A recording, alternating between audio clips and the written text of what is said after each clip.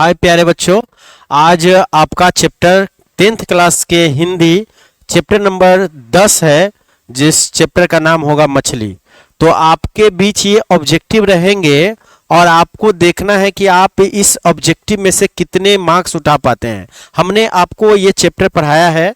अगर जिन बच्चों यह चैप्टर नहीं पढ़ा है उन बच्चों के लिए मैं थोड़ा शॉर्ट में कहानी कह देता हूँ, ताकि आप इस ऑब्जेक्टिव को टिक लगाने में आपको मदद मिलेगी।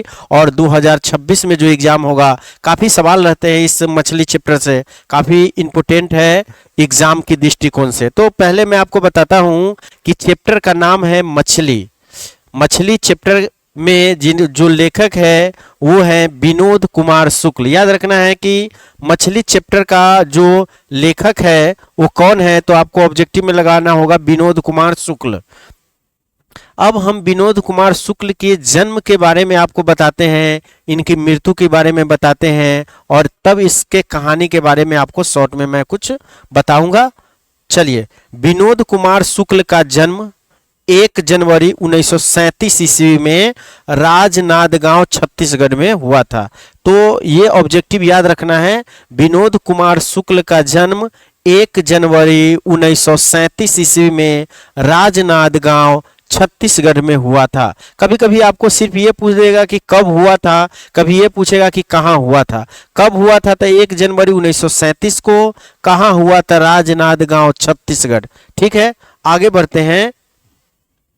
ये इंदिरा गांधी कृषि विश्वविद्यालय में एसोसिएट प्रोफेसर भी रहे हैं विनोद कुमार शुक्ल। याद रखना है, कृषि विश्वविद्यालय में, यानी कि इंदिरा गांधी कृषि विश्वविद्यालय में एसोसिएट प्रोफेसर रहे हैं, जो उनका कार्यकाल था 1994 से 1996। याद रहेगा आपको कि इंदिरा गांधी कृषि विश्वविद्यालय में एसोसिएट प्रोफेसर रहे, जो उनका कार्यकाल था 1994 से 1996 के बीच रहा। ठीक है, और इनका पहला कविता संग्रह लगभग जय हिंद, इनका पहला जो कविता था वो जय हिंद 1971 में प्रकाशित हुआ था। पंखा को बंद करिए था। उनका पहला कविता संग्रह, याद रखना है, पहला कविता संग्रह लगभग जय हिंद 1971 में प्रकाशित हुआ था। याद रखना है कि विनोद कुमार शुक्ल जी का जो पहला कविता संग्रह कब हुआ, तो याद रखना है आपको, उनका नाम है जय हिंद, जो कि 1971 में प्रकाशित हुआ। ऐसे भी ऑब्जेक्टिव रह सकते हैं। चलिए, उसके बाद विनोद कुमार शुक्ल 1992 ईस्वी में रघुवर सहायता स्मृति पुरस्कार मिला है, और इनका अब काव्य संग्रह है। अब हम इनके कुछ बताते हैं कि देखिए, मछली चैप्टर का नाम है मछली। मछली में क्या होता है कि विनोद कुमार शुक्ल जी के पिताजी बाजार में मछली खरीदते हैं, जो कि मछली 3 होते हैं। याद रखना है, 3 मछली होते हैं जब उनके पिताजी मछली खरीद रहे होते हैं। जब बाजार में मछली खरीदते हैं तो एक उसी समय मरी हुई होती है जिस समय उनके पिताजी खरीदते हैं। क्या कितने मछली हैं? 3, जिसमें एक खरीदते समय ही मरी हुई मछली है। और बच्चे की मन में यह अभिलाषा है कि मैं एक मछली पिताजी से मांग लूंगा और उसे कुआं में डालकर बड़े करेंगे, जब मन होगा कुआं से निकाल कर खेलेंगे, फिर कुआं में डाल देंगे। ऐसी अभिलाषा बच्चे के मन में था, लेकिन ऐसा हुआ नहीं। आगे फिर कहानी क्या होता है कि बाजार में वह दौड़ते हुए पतली गली में भी घुस जाता है। बूंदाबांदी बारिश स्टार्ट होता है, तो लोग जल्दी से घर पहुंचने के लिए जो नजदीक पड़ता है वो गली जल्दी पकड़ता है, तो वो पतली गली में इसीलिए घुस जाता है और छत की दीवार से सट करके खड़ा हो जाता है, दोनों भीगने से बचने के लिए। लेकिन जब यह बुरी तरह भीग जाता है तो घर पहुंचता है, तो तीनों मछली को स्नान घर में जाकर के, एक बाल्टी होता है वो पानी से पैक होता है, तो वह आधा बाल्टी करके तीनों मछली को उसमें उड़ेल देता है। जो मछली मरी हुई है वो नीचे दबी हुई है, क्योंकि स्वाभाविक सी बात है, जो मरा मछली है वो नीचे दब जाती है, जो जिंदा है वो ऊपर तैर रही है। तो मछली कितने थे? 3 मछली थी, और एक मछली नीचे जब दब जाती है तो लेखक संतु थोड़ा हट कर बैठता है, जो कि लेखक का छोटा भाई है। याद रखना है कि लेखक के छोटा भाई का नाम क्या है, तो याद रखना है आपको संतु। उसके बाद विनोद कुमार शुक्ल जो नीचे मछली दबी हुई है उसको निकाल करके बाहर पर्स पर रखता है और संतु से कहता है कि तुम मछली की आंखों में देखो, क्या तुम्हारी परछाई दिखती है क्या? तो वह उसमें देखने, क्योंकि उसको डर लगता है, वह दूर से ही देखता है। तो लेखक कहते हैं तुमसे कुछ नहीं बनता है, लाओ मैं देखता हूँ। जब वो आंखों में मछली की, मरी हुई मछली की आंखों में परछाई देखता है तो इसको धुंधला दिखाई पड़ता है, इसको कुछ समझ में नहीं आता है। तो अपने भाई से, संतू से बोलता है जाओ तुम दीदी को बुला कर ले आओ, क्योंकि दीदी ने ही इसे जानकारी दी थी कि मरी हुई मछली की आंखों में परछाई दिखाई नहीं देती है। जब यह संतू जाता है तो वापस आता है और कहता है कि दीदी सो रही है। तो फिर लेखक कहता है कि माँ क्या कर रही है, तो माँ उस तरफ मसाले पीस रही है। घर में जो मछली मांस खाना माँ को पसंद नहीं होता है, उसके सिर्फ पिताजी खाते हैं। और घर का एक नौकर है जिनका नाम है भग्गू। याद रखना है कि ये भग्गू कौन है, तो वह घर का नौकर है जो मछली काटने का कार्य करता है, और घर में सिर्फ मछली पिताजी खाते हैं। और एक पाटे के ऊपर जिस पर मछली को रख करके काटा जाता है, उसी को बोलते हैं पाटे के ऊपर मछली को काटना। तो वह ड्रम के पीछे रखा रहता है। और उसके बाद एक नरेन का भी एक हिस्सेदारी है जो लेखक की बहन से प्यार करती है, उसका नाम है नरेन। तो जब ये बर्छी के पीछे, ड्रम के पीछे ये ड्रम रखने आता है जिसपे पाटा मछली काटा जाता है, वो रखने आता है, तो इसके पिताजी गरज कर कहते हैं कि अगर नरेन दिखे तो साले के हाथ पैर तोड़ देना। ऐसा उसमें लिखा गया है। तो हम ऑब्जेक्टिव अब डील करेंगे। आपको याद रखना है कि इसमें 3 मछली है, एक मछली मरी हुई है जो पिताजी खरीद रहे थे, उसी समय मरा हुआ है। जन्म है 1 जनवरी 1937 को, और ये इंदिरा गांधी कृषि विश्वविद्यालय में एसोसिएट प्रोफेसर भी रहे हैं 1994 से 1996। चलिए हम ऑब्जेक्टिव की ओर आते हैं। पहला ऑब्जेक्टिव देखते हैं।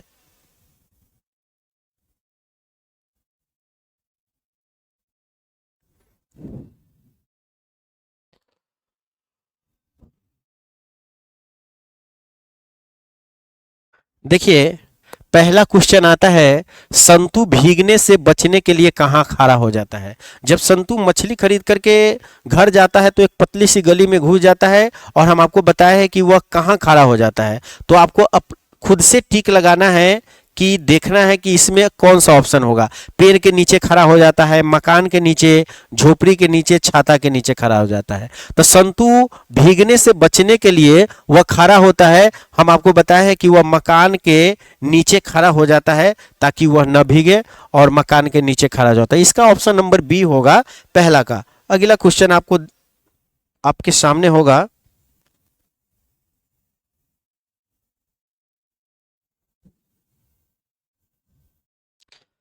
दूसरा क्वेश्चन है, लगभग जय हिंद शुक्ला जी की रचना है। देखिए इन्होंने एक जय हिंद रचना की है, तो वह क्या है? काव्य संग्रह है, उपन्यास है, कहानी संग्रह है, इनमें से कोई नहीं। तो लगभग जय हिंद शुक्ला जी की जो है वह काव्य संग्रह है। देखिएगा उसमें लिखा होगा उनके जन्म में जो उनका परिचय है, उसमें ये लगभग जय हिंद शुक्ला जी की काव्य संग्रह है। ठीक है, तो ऑप्शन नंबर ए आएगा, दो का ए। आप भी अपने कॉपी पे टिक लगा करके लास्ट में आप देखिए कि आपको कितने ऑब्जेक्टिव सही हो पाते हैं। तभी आपको पता चलेगा कि आपने क्या, कौन सी तैयारी किए हैं, कितना तैयारी किए हैं, उससे पता चलेगा। ये चैप्टर आपको हम अभी पढ़ाए भी है और इससे पहले भी बताएं। शुक्ला जी इंदिरा गांधी कृषि विश्वविद्यालय में किस पद पर है? तो हम अभी आपको बताए हैं कि शुक्ला जी इंदिरा गांधी कृषि विश्वविद्यालय में कौन से पद पर रहे हैं और कब से कब तक रहा, मैंने आपको शुरू में भी बताया। इसलिए शुरू वाला वीडियो जो है आप बैक करके एक अच्छा से देख करके तब ऑब्जेक्टिव आप देख सकते हैं। हम आपको बताएं शुक्ला जी इंदिरा गांधी कृषि विश्वविद्यालय में किस पद पर रहे? किरानी रहे, एसोसिएट प्रोफेसर, मेंटेनेंस इंचार्ज रहे, इनमें से कोई नहीं। तो शुक्ला जी इंदिरा गांधी कृषि विश्वविद्यालय में जो पद पर रहे हैं वो आपको बोले थे एसोसिएट प्रोफेसर के पद पर रहे हैं 1994 से 1996 के बीच में। ठीक है, ये आपको हम शुरू में ही बताए हैं। अगला क्वेश्चन है आपके सामने, क्वेश्चन नंबर 4। क्वेश्चन नंबर 4, पेड़ पर कमरा किनकी रचना है? पेड़ पर कमरा, पेड़ पर कमरा याद रखना है। अच्छा ये है, पेड़ पर जो कमरा है वह किनकी रचना है? बीरेंद्र रंगपाल, रामविलास शर्मा, रामचंद्र शुक्ल और विनोद कुमार शुक्ल। देखिए शुक्ल देख करके आप टिक नहीं लगाना, आपको याद रखना है विनोद कुमार शुक्ल इनके रचनाकार हैं। पेड़ पर कमरा, पेड़ पर कमरा के रचनाकार हैं विनोद कुमार शुक्ल। ठीक है, आगे आइए। अगला क्वेश्चन है कि मछली कहानी शुक्ल जी के किस संकलन से ली गई है। काफी अच्छा क्वेश्चन है। मछली कहानी विनोद कुमार शुक्ल किस संकलन से ली गई है। मछली जो चैप्टर है कहां से ली गई है। महाविद्यालय से, सब कुछ होना बचा रहेगा से, पेड़ पर कमरा से, खिलेगा तो दिखेगा, खिलेगा तो देखेंगे से। देखिए ये मछली जो चैप्टर है वह संकलित है, महाविद्यालय से ली गई है। याद रखना है, ये क्वेश्चन हमने आपको बता दिया, वीवीआई क्वेश्चन है कि मछली चैप्टर जो लिया गया है वह महाविद्यालय से लिया गया है। तो ऑप्शन नंबर ए आएगा, 5 का ए। बहुत अच्छा जा रहे हैं आप लोग, सही से देखते जाइए और खुद अपने कॉपी पे टिक लगाना। हम थोड़ी देर रुकते भी हैं ताकि आपको पता चले और एग्जाम की दृष्टि से आपको याद रख लेना है। लास्ट में आप सभी बच्चे लिख लेना है ABC और इसको याद भी करना है। कथाकार मछली लेकर घर जाने के दरमियान क्यों दौड़ रहे थे। जब मछली इसके पिताजी खरीद लिए तो ये दौड़ना क्यों स्टार्ट कर दिए। क्योंकि बारिश की बूंदें पड़ने लगी थी और इसलिए ये दौड़कर घर पहुंचना चाहता था कि ये मछली झोले में नहीं मर जाए। तो मछली खाने की जल्दी थी, ये भी नहीं था क्योंकि वो मछली खाता ही नहीं था। घर में जो मछली खाता वो पिताजी खाते थे। मछली मर जाने का डर था, पिताजी ने दौड़ कर जाने को कहा था वर्षा के कारण। देखिए मछली मर जाने का डर था कि मछली कहीं झोले में नहीं मर जाए, इसलिए वह बच्चे दौड़ रहे थे कि घर पहुंच करके जल्दी से इसको पानी में डालेंगे। इसलिए इसका ऑप्शन आएगा मछली मर जाने का डर था, इसीलिए वह घर जाने के दरमियान दौड़ रहे थे। कितना बच्चा वर्षा के कारण भी लिख देता है, नहीं, मछली के मर जाने का डर था दोनों भाई को, इसलिए दौड़ रहे थे कि जल्दी घर पहुंचेंगे। क्वेश्चन नंबर है, कथाकार के झोले में कितनी मछलियां थी। काफी अच्छा क्वेश्चन है। कथाकार के झोले में, कथाकार कौन है, विनोद कुमार शुक्ल। तो विनोद कुमार शुक्ल के झोले में कितनी मछली थी। उनके पिताजी कितनी मछली खरीदे थे, 2 खरीदे थे, 3 खरीदे थे, 4 खरीदे थे, 5 खरीदे थे। कितने मछली है बच्चों, बताओ आप कितने मछली खरीदे थे। तो उनके पिताजी ने जो मछली खरीदे थे वो 3 था। मैंने आपको शुरू में बताया कि इनके पिताजी जो मछली खरीदे थे वो 3 मछली थे और एक तो उसी समय मर गया था जिस समय उसके पिताजी खरीद रहे थे। लेकिन उसमें ये नहीं बोला कि मरी हुई मछली, ये बोल रहे कि कितनी मछली थी, तो 3 मछली थी। अगला क्वेश्चन है,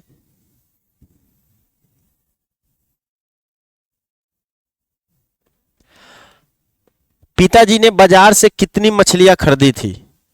पिताजी ने बाजार से कितनी मछलियां खरीदी थी। वही बात है, थोड़ा सा घुमा दिया गया क्वेश्चन को कि पिताजी ने बाजार से कितनी मछली खरीदी थी। 1 खरीदी थी, 2 खरीदी थी, 3 खरीदी थी, 4। पिताजी ने बाजार से कितनी मछली खरीदी थी, तो पिताजी ने बाजार से 3 मछली खरीदी थी। चलिए अगला क्वेश्चन, ये काफी इजी क्वेश्चन था।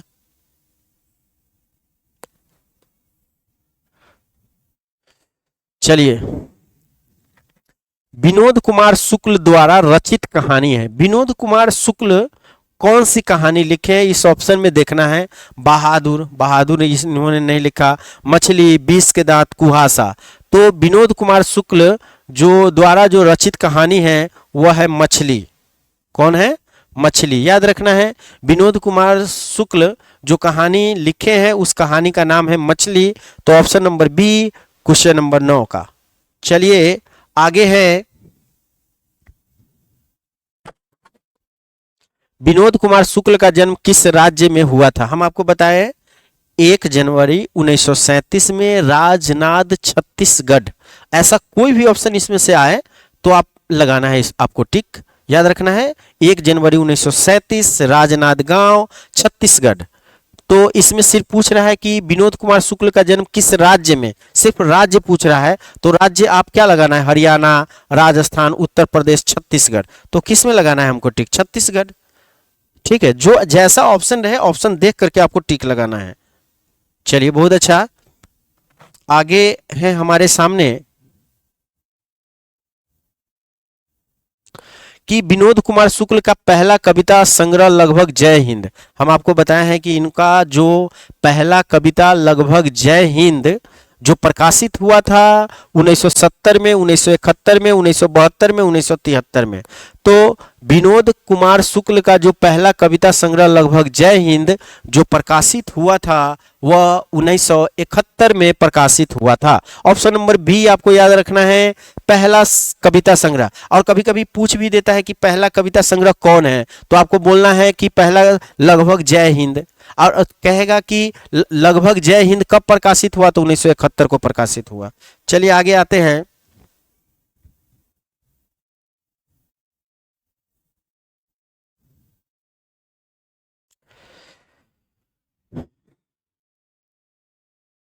मछली से कौन डर रहा था? जब मछली लेकर घर में पहुंचता है स्नान घर में, तो बाल्टी में जब रखता है, एक मछली मरी हुई को बाहर पर्स पर रखता है, तो संतू थोड़ा पीछे हट जाता है, क्योंकि संतू बच्चा है, उसको मछली से डर लगता है। तो मछली से कौन डर रहा था? तो संतू डर रहा था। भगू नौकर है, कथाकार की माँ मसाला पीस रही थी, कथाकार की जो बहन है वह घर में सो रही थी। तो मछली से कौन डर रहा था? तो संतू डर रहा था। मछली से कौन डर रहा था? संतू। ठीक है, क्योंकि संतू उसका भाई है, लेखक का छोटा भाई है, वो मछली से डर रहा था। अगला क्वेश्चन है, किस मछली की आंखों में लेखक अपनी छाया देखना चाहता था? किस मछली की आंखों में लेखक अपनी छाया देखना चाहता था? तो इसकी बहन जो है एक बात बताई थी कि मरी हुई मछली की आंखों में परछाई नहीं दिखती है। तो ऑप्शन देखना है कि कौन सा, क्या ऑप्शन है, नीचे दबी हुई मछली की, तैरते हुए मछली की, छोटी मछली की, सबसे बड़ी मछली की। तो किसकी आंखों में अपनी छाया देखनी चाहती है? जो नीचे दबी हुई मछली थी, जो लग रहा था कि मरा है, उसकी आंखों में। तो ऑप्शन नंबर ए, नीचे दबी हुई मछली की आंखों में अपनी परछाई देखना चाहता था। चलिए आगे आते हैं।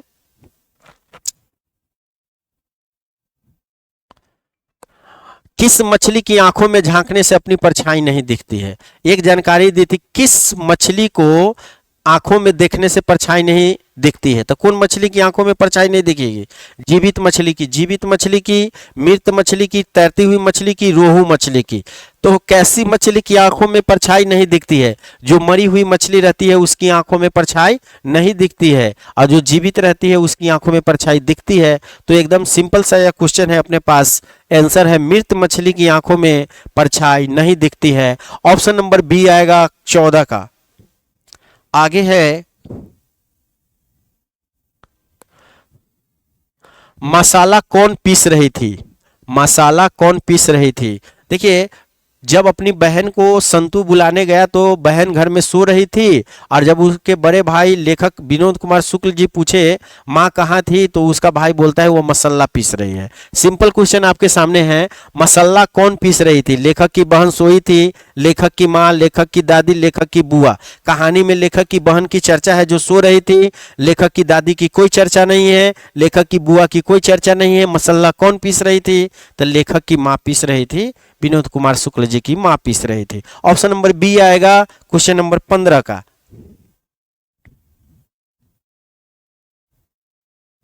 क्वेश्चन 16 है, नौकर की कमीज किस विद्या की रचना है? नौकर की कमीज, एक उन्होंने नौकर की कमीज लिखा है, यह कहानी है, उपन्यास है, काव्य संग्रह है, क्या है यह आपको बताना है। चलिए, तो नौकर की कमीज किस विद्या की रचना है? निबंध है, कहानी है, नाटक है, उपन्यास है। चलिए इसको याद रखना है, नौकर की कमीज। नौकर की कमीज जो है वह एक उपन्यास है। नौकर की कमीज एक क्या है? उपन्यास है। नौकर की कमीज एक उपन्यास है। चलिए आगे आते हैं, जल्दी जल्दी देखना है हमको, सारे ऑब्जेक्टिव अभी करना है। कथाकार के पिताजी जब मछली खरीद रहे थे तो कितनी मछली मर गई थी? जिंदा की बात नहीं कर रहा है, ऐसा नहीं कि आपको हल्का लगे और जिंदा में टिक लगा दीजिए, कह रहा है कि कितनी मछली मर गई थी। एक मछली मर गई थी, दो मछली मर गई थी, तीन मछली मर गई थी, चार। तो कितनी मछली मरी हुई थी? एक मछली। ये सिंपल क्वेश्चन है। ऐसा ही क्वेश्चन आपके एग्जाम में ज्यादातर पूछते हैं कि कितनी मछली जिंदा थी, कितनी मछली मर गई थी। ठीक है, तो कितनी मछली मरी थी? तो एक मछली मरी हुई थी जब उनके पिताजी मछली खरीद रहे थे उसी समय। लेखक रास्ते में मन ही मन सोच रहे थे। देखिए, लेखक रास्ते में मन ही मन क्या सोच रहे थे? यही ना सोच रहे थे कि एक मछली पिताजी से मांग लेंगे, उसे कुआं में डालेंगे, फिर बड़ी करेंगे, फिर मन होगा तो उसे खेलेंगे, फिर कुआं में डाल देंगे। ऑप्शन क्या दिया हुआ है वो देखना है कि मन ही मन क्या एक मछली पिताजी से मांग लेंगे, तीनों मछली को पिताजी से मांग लेंगे, सभी मछली को खा जाएंगे, सभी मछलियों को कर में डाल देंगे। यहाँ पे कर में डाल देंगे मतलब कुएं में डाल देंगे। देखिए सभी मछली की बात नहीं कर रहा था, वह कह रहा था कि एक मछली पिताजी से मांग लेंगे। ऑप्शन में एक मछली पिताजी से मांग लेंगे। ऑप्शन नंबर ए कि एक मछली वे पिताजी से मांग लेंगे, इसमें ये था, वही मन ही मन सोच रहा था कि एक मछली पिताजी से जरूर मांग लेंगे और उसे कुएं में डालेंगे। कौन ठंड से कांप रहा था? दोनों भाई जब भीगे हुआ था तो छोटा भाई ठंड से कांप रहा था, तो विनोद कुमार शुक्ल कहते हैं कि कमीज को निकाल करके उसे निचोड़ ले और फिर पहन ले और पैंट को मुट्ठियों से दबा दबा कर उसकी पानी निकालना है। तो ठंड से कौन कांप रहा था? कथाकार कांप रहा था, संतू कांप रहा था, भग्गू कांप रहा था, कथाकार की बहन कांप रहा था। तो कौन ठंड से कांप रहा था? तो कौन कांप रहा था? कथाकार? विनोद कुमार शुक्ल? नहीं, संतू। संतू कांप रहा था क्योंकि ये छोटा बच्चा था, उसका भाई था छोटा, तो संतू ठंड से कांप रहा था। क्वेश्चन है 20, किस साधन के ऊपर रखकर मछली काटी जाती थी? जिस प्रकार से जब हम लोग मुर्गा का मीट हो या किसी प्रकार की मीट हो जो काटा जाता है, उसी प्रकार से मछली इस चैप्टर में उसका चर्चा भी किया गया है कि मछली कहाँ रखकर काटा जाता था। देखिए पत्थर के ऊपर रखकर, लोहे के ऊपर, पाटे के ऊपर, चौकी के ऊपर। देखिए एक पाटा होता है जो काटने वाला होता है जिस पर रख करके काटा जाता है, तो किसके ऊपर रख करके काटा जाता है? तो पाटे के ऊपर। याद रखना ये बात हम चर्चा भी आपको किए हैं कि जो ड्रम के पीछे रखा रहता था, जब मछली आता था तो इसको निकालता था भग्गू नौकर, इसको धो करके रखता था और उसी पर रख करके मछली को काटता था। तो पाटे के ऊपर रख करके मछली को काटा जाता था।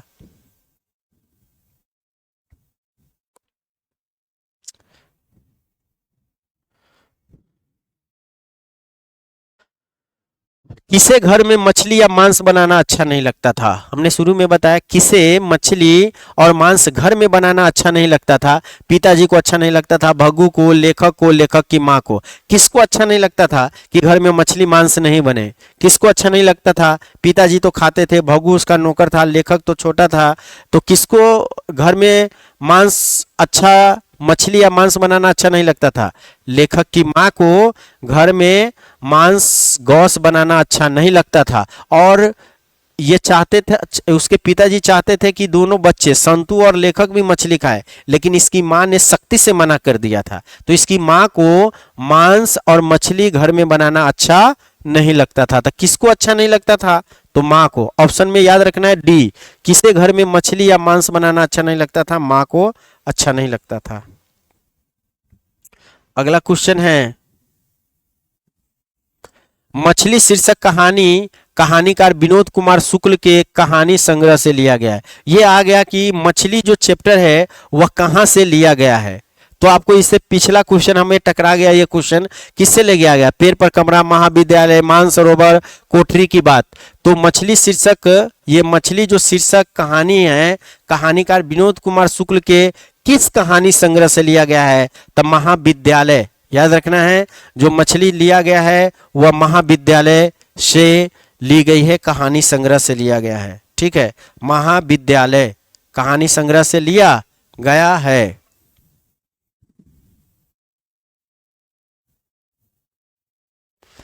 अगला है, परिवार के नौकर का क्या नाम था? परिवार में जो नौकर था जो मछली काटने का कार्य किया, ठीक है, उसका नाम क्या था आपको बताना है। संतू। संतू तो लेखक का ही भाई था।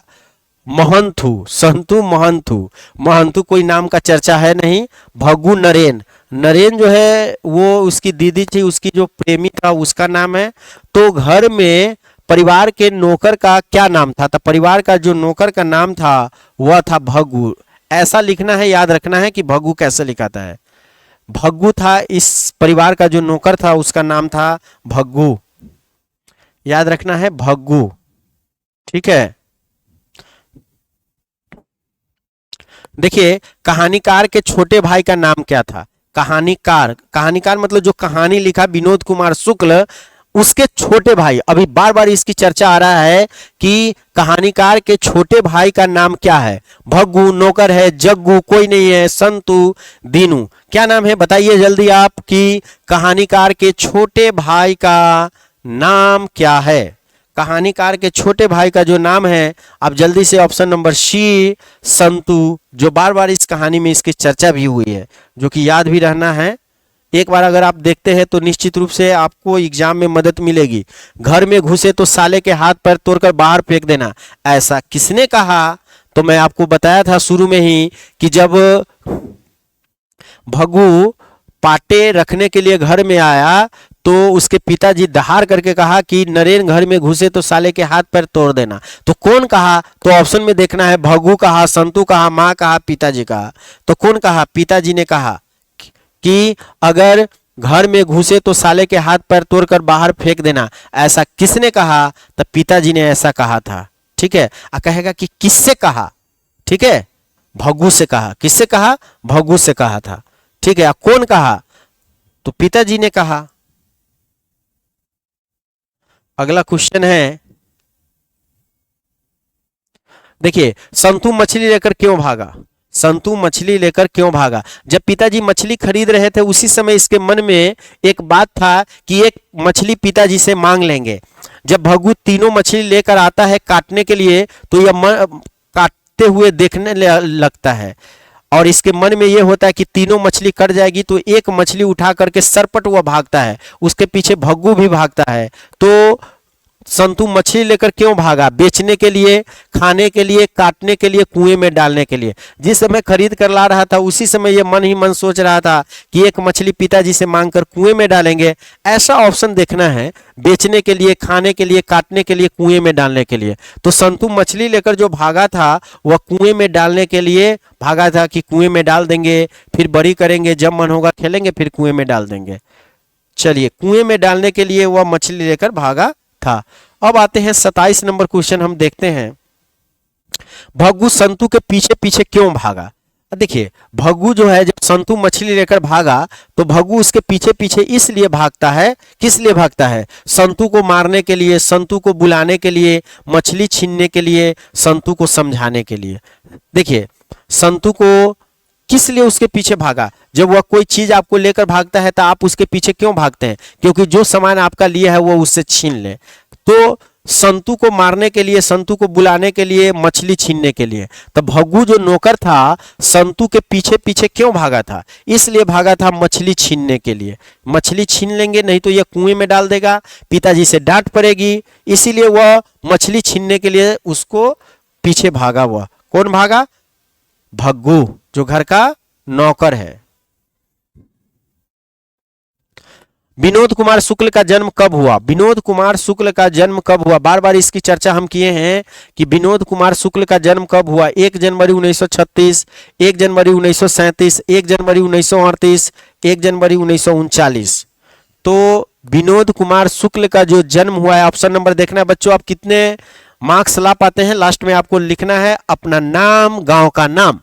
विनोद कुमार शुक्ल का जन्म कब हुआ? 1 जनवरी 1936, 1 जनवरी 1937, 1 जनवरी 1938। तो 1 जनवरी 1937 ईस्वी राजनांद गांव छत्तीसगढ़ में हुआ था। बार बार मैं इसकी चर्चा भी किया हूं। तो इनका जन्म 1 जनवरी 1937 ईस्वी को हुआ है।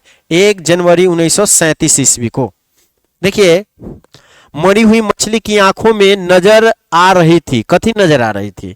जब मरी हुई मछली की अपने पास लाता है और उसकी आंखों में देखता है तो क्या नजर आता है? परछाई, कालापन, लालिम, श्वेत। देखिए, मरी हुई मछली की आंखों में नजर आ रही थी। देखिए, उसको कालापन नजर आ रहा था, ठीक से परछाई नजर इसको आ नहीं रहा था, तो इसमें होगा कालापन। क्या आएगा? कालापन। मरी हुई मछली की जो आंखों में नजर आ रहा था वह कालापन। आगे है, विनोद कुमार शुक्ल का जन्म कहाँ हुआ था? राजनांद छत्तीसगढ़, दुर्ग छत्तीसगढ़, नेउरा बिहार, नालंदा बिहार। तो विनोद कुमार शुक्ल का जन्म कहाँ हुआ था? तो राजनांद छत्तीसगढ़, दुर्ग छत्तीसगढ़, नेउरा बिहार, नालंदा विश्वविद्यालय। याद रखना है आपको, राजनांद गांव छत्तीसगढ़ में इनका जन्म हुआ था। कब हुआ था? 1 जनवरी 1937 ईस्वी को इनका जन्म हुआ था। लेकिन इसमें पूछ रहा है कि कहाँ हुआ था। ऑप्शन वो नहीं दिया है 1937, दिया है कहाँ हुआ था। राजनांदगांव छत्तीसगढ़ में इनका जन्म हुआ था।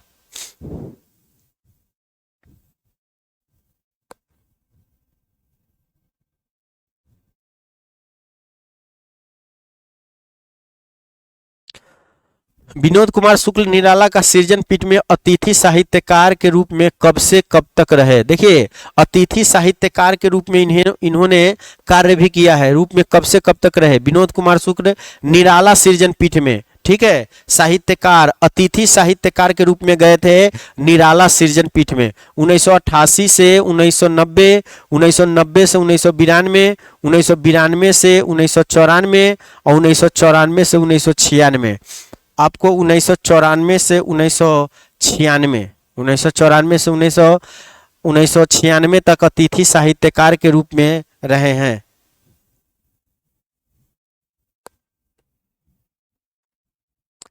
शुक्ल जी की कहानी संग्रह है नौकर की कमीज।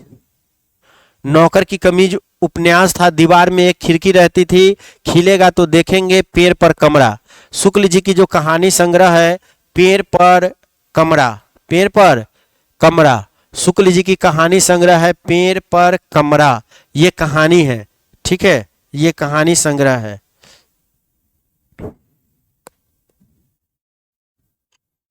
विनोद कुमार शुक्ल दयावती मोदी कवि सम्मेलन सम्मान से कब सम्मानित किया गया। देखिए, इनको दयावती मोदी कवि सम्मेलन, देखिए दयावती मोदी कवि शेखर सम्मेलन से भी इनको सम्मानित किया गया है। कब किया गया वो आपको याद रखना है। 1993, 1995, 1997, 1999, यानी कि दयावती मोदी कवि शेखर सम्मान से नवाजा गया है। इनको कब नवाजा गया है? 1999 ईस्वी में इनको दयावती मोदी कवि शेखर सम्मान से नवाजा गया था 1999 ईस्वी में।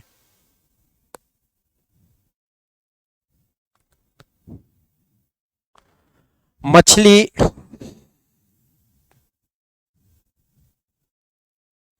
मछली काटने का काम किसके द्वारा किया जाता था? घर में जब मछली आता था तो किसके द्वारा काटा जाता था? मछली कौन काटता था? ऑप्शन देखिए, पिताजी के द्वारा, लेखक के द्वारा, पड़ोसी के द्वारा, भग्गू के द्वारा। तो मछली काटने का जो काम किसके द्वारा किया जाता था? तो मछली काम अभी बताएं आपको कि भग्गू के द्वारा, जो घर का नौकर था वही मछली के काटने का काम करता था। तभी तो संतू मछली लेकर भागा तो भग्गू उसके पीछे भागा था। तो मछली काटने का काम किसके द्वारा किया जाता था? तो भग्गू के द्वारा मछली काटने का काम किया जाता था। चलिए, आज का इतना ही ऑब्जेक्टिव आपको देखना है कि आपने 34 ऑब्जेक्टिव हमने आपको कराया। आशा करते हैं कि आपको निश्चित रूप से ज़्यादा मार्क्स आए होंगे। कम से कम तो आपको 32 या 33 मार्क्स आने ही चाहिए, यानी कि कम से कम 32 या 33 रहना चाहिए। चलिए, देखने के लिए सभी बच्चे को तहे दिल से धन्यवाद। और आप मन लगाकर पढ़िए। अब आपके पास काफ़ी कम समय बच गया है एग्जाम की दृष्टिकोण से, तो आपको मेहनत करना है, सेहत पर भी ध्यान रखना है। चलिए, गुड बाय।